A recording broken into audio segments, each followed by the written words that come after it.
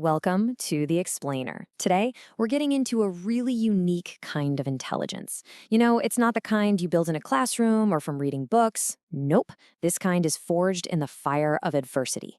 We're going to explore what it is, where it comes from, and most importantly, how you can learn to harness it. This whole idea starts with a feeling that I bet is super familiar to some of you. It's that thing where you walk into a room and you just know something's off. It's like your brain is constantly scanning, picking up on the tiniest shift in someone's posture, or that little micro expression that flashes for just a split second. It's a mind that, well, it feels like it never, ever has an off switch. And look, this isn't just a personality quirk, and it's not just overthinking. It's actually a pretty profound cognitive adaptation. Think of it like a shield your nervous system built to see emotional disasters coming before they hit. And now, psychology actually has a name for it. So let's dive in. Okay, to really get this mindset, we have to start at the very beginning, its origin story. This isn't about being born overly sensitive. This is about a brain that was trained, literally trained by its environment, to develop an elite level of vigilance, all in the name of staying safe. So here's the core idea from psychology. Trauma doesn't just wound us. In a lot of cases, it also sharpens us. Research shows that brains wired in these kinds of complex environments get this heightened sensitivity. Your brain literally learns to spot subtle signals and patterns that, honestly, most people just miss completely. It's an intelligence that's invisible from the outside, but man, does it run deep. And that leads to a state we call hypervigilance. Think of it like your brain's internal danger alarm is just always on. But here's the crucial thing. This isn't a flaw. It's not something that needs to be fixed. At one point in your life, it was a brilliant survival mechanism. The shield that protected you has in many ways become a part of who you are. Which brings us right to the central paradox of this whole radar station mind. This incredible awareness is a classic double-edged sword. It gives you some truly remarkable abilities, but it also comes with a significant and often really hidden weight. Okay, this slide really maps out the trade-off perfectly. On one hand, you get these tactical superpowers. I'm talking exceptional pattern recognition. You see connections no one else does. Hyperempathy means you can anticipate what people need and de-escalate conflicts before they even blow up. And then there's stress inoculation. When all hell breaks loose, your mind gets quiet, it gets strategic, because high-stakes situations just feel familiar. But the costs are very real. That constant analysis mode has no off switch. That deep empathy can lead to some serious emotional exhaustion. And being calm under pressure, well, that's often built on a foundation where trusting other people feels like a huge risk. And this quote just nails it. It's so important to acknowledge the difficulty that created this intelligence in the first place. This isn't about celebrating trauma, not at all.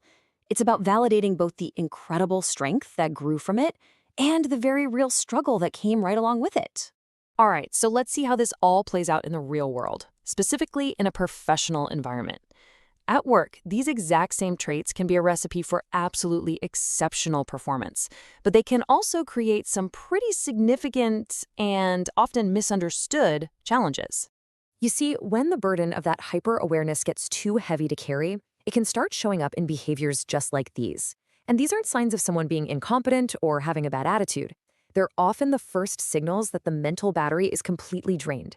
And they get misinterpreted all the time by colleagues and managers who just don't see what's going on underneath. And this creates such a powerful paradox, right? You can be the go-to person when a project is on fire, the one who can solve the impossible problem.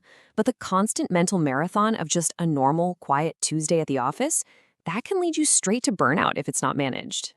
So, this is the million-dollar question. How do you manage the burdens so you can fully leverage these incredible strengths? Well, this final part is all about turning that protective shield into a purposeful, tactical tool. You can't just decide to turn your awareness off. It's part of your wiring. But what you can do, what you have total control over, is changing the conditions where your mind has to operate.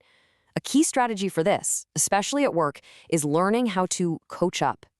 And this is just a brilliant way to do it. This isn't about complaining or being difficult. It's about giving your manager a user manual for you. It's about providing clear, practical instructions that make it easier for them to help you succeed. Simple things like, hey, I absorb information best with written instructions, or to stay focused, I need to take a 5-minute break every hour. Those aren't demands, they're strategies for high performance. You're proactively shaping your interactions to get the absolute best out of yourself. So, beyond managing your external world, the real game changer is setting internal boundaries. It's about learning to triage your own insights. Just because your radar picks up on a signal doesn't mean you're obligated to act on it. This right here is the key to preventing that deep emotional burnout. You can see someone's insecurity, but you don't have to become their therapist. You can feel the tension in a room, but you don't have to be the one to solve it. It's all about conserving your energy for the problems that are actually yours to own. And when you stop trying to carry the weight of every single possibility, something really remarkable starts to happen. Your awareness, it doesn't disappear. It just softens. It matures. It moves from being a tool you use to predict fear to being a tool you use to experience curiosity. And life gets lighter, not because the world gets any simpler, but because you've stopped trying to carry all of it on your shoulders. Ultimately, this whole journey isn't about erasing your past or wishing you were wired differently. It's about consciously choosing what you want to do with the incredible, hard-won intelligence you built along the way. So the question is no longer about how you got here.